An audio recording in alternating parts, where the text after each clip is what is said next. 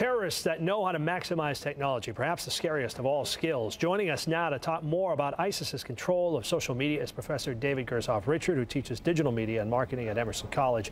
And Professor, during our conversation yesterday, you raised a lot of eyebrows, I have to tell you, by bringing up the Dawn of Glad Tidings app. Explain how ISIS uses that. Yeah, I hate to say it, but it's a terror app, and yeah, there's an app for that.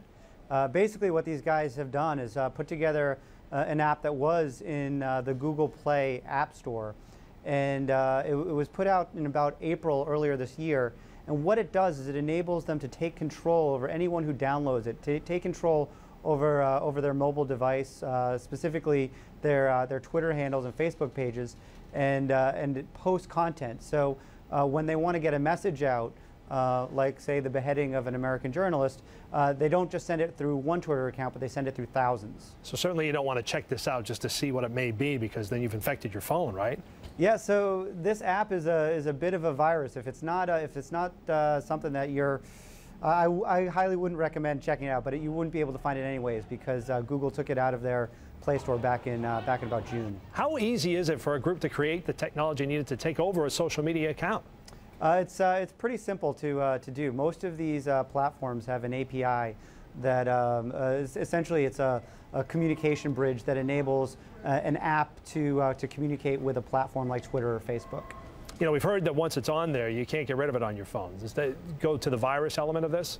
Yeah. So these guys have made this app really sticky, and originally it was designed and described as a news app for anyone looking to find news and share news about what's going on in Iraq and in Syria, and it's become a lot worse than that. It's become something that has become basically an amplifier for their message, as well as a recruiting tool. If this central ISIS hub is taking over user social media accounts to blast out messages, how does ISIS though prevent the government from finding the source? I mean, does it not have an IP address like a computer that they can trace back?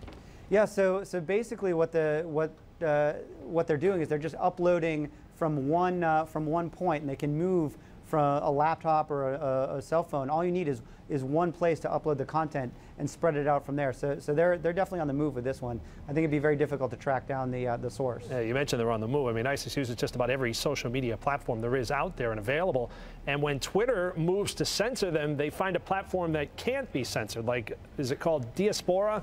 Diaspora, yeah. So, as part of some of the news yesterday was that Twitter went through more than censoring. They removed the accounts of anyone who posted the full video of this murder, and so ISIS has now had to adjust, and basically just like they're now blending in with the communities that they're terrorizing.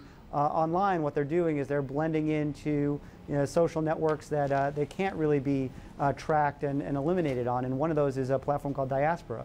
It's amazing. It's because, in large part, I'm sure, because they're well funded and they're very well organized. Is social media controllable in any scenario, or is the technology just too advanced? It really depends on the platform. For something like Twitter and Facebook and even YouTube, those platforms were able to really route out the individuals who are sharing this content and get rid of them.